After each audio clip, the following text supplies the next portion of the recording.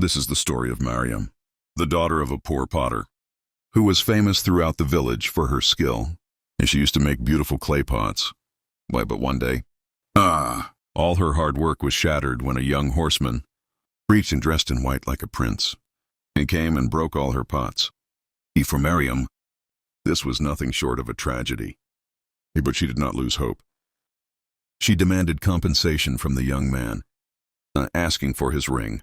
At first, he laughed, but then noticed the tears in Maryam's eyes and handed her his precious ring. For Maryam, this ring was like a prize. However, when she reached home, she realized that the ring had fallen somewhere. But later that night, her younger brother, Samir, brought the ring back to her. She felt as if fate was against her. Maryam's family was struggling financially. Her father, once a skilled potter, could no longer work due to illness, and the responsibility of running the household fell upon her. She learned the art of pottery and, through her dedication, made a name for herself in the village. One day Zahid, the son of a wealthy man in the village, saw Maryam's work and assured her that this filled Maryam with new hope. She put in even more effort and crafted even finer pottery. Creations would sell well in the city's fair.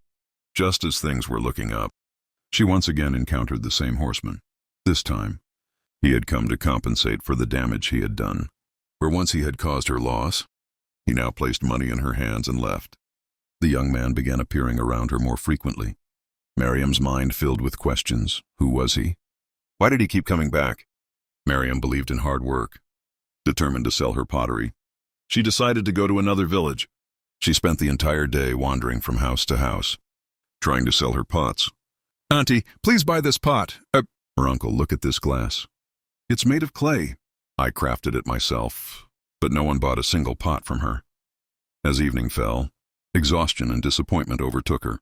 Tears welled up in her eyes. What was the use of all this effort? She thought, as darkness spread. Fear of returning alone crept into her heart. Suddenly she heard the sound of horse. She turned around and froze in place. The same mysterious young man, dressed in white, was galloping towards her. The young man stopped his horse near her and said, "You look very disappointed today." Maryam did not reply. She did not want to trust his words. There's a settlement where people are longing for clay pots. If you go there, all your pottery will sell instantly. And fear filled Maryam's face. But he continued, "Not far from here." Maryam was suspicious. Who is he? Maryam worried about returning home. She asked the young man, "Can you take me back to my village?" "It's too late, and I can't go alone." The young man smiled gently. "Don't worry, I will take you home." For Maryam, this felt like a dream.